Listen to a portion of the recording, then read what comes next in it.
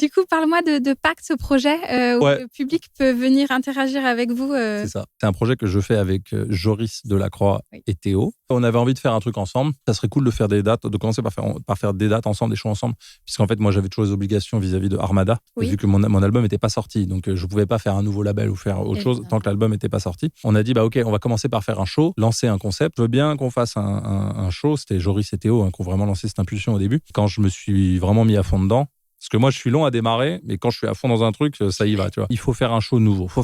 On va pas encore faire le énième truc. On met notre musique ensemble, on fait, tu vois. Moi, on l'a déjà tous fait. Enfin, moi, je le fais avec Anto. Enfin, bon. Oui. En ce moment, tout le monde est toujours là. Il faut être proche du public. Moi, je me rapproche du public, tu vois. Et je me disais, au lieu de, à chaque fois, c'est un peu des paroles, tu vois. Les gens disent ça, je suis proche du public. Et ben, je suis venu, on fait ça littéralement. Et on fait un show dans lequel on fait des machines. Et les gens peuvent venir. Mais à chaque fois que ce soit hyper ludique et hyper facile.